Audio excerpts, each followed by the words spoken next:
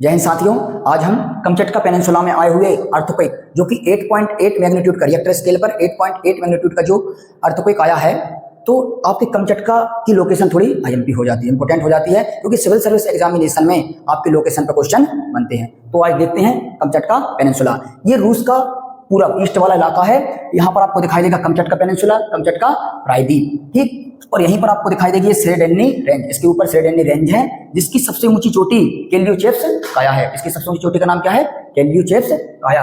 यदि इसके आप ऊपर की ओर जाएंगे तो ये जो जल वाला भाग है, वाटर वाला एरिया है, वहां पर थोड़े ऊपर है गल्फ ऑफ अनादर। यदि पूछ लिया जाए गल्फ ऑफ अनादर कहाँ है, तो ऊपर की ओर गल्फ ऑफ अनादर है। यहीं पर बेरिंग सी है, ये पैसिफिक ओशियन का भाग है, बेरिंग सी, बेरिंग सागर है, ठीक।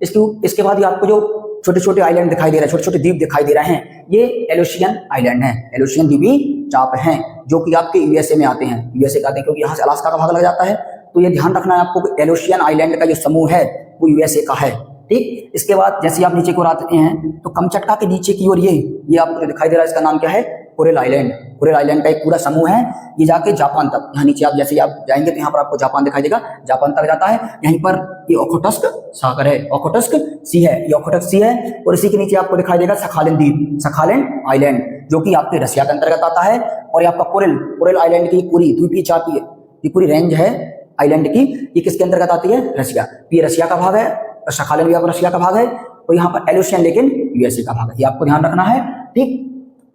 और आपका जो भूकंप आया है, भूकंप की लोकेशन आपके यहाँ पर है, इस इलाके को उसने प्रभावित किया है। अभी सुर्खियों में है कि इसके बाद सुनामी आने की संभावना भी है, क्योंकि रिएक्टर स्केल पर इसकी मैग्नीट्यूड 8.8 है। तो आप समझ सकते हैं कि 8.8 एक खतरनाक स्थिति को बताता है।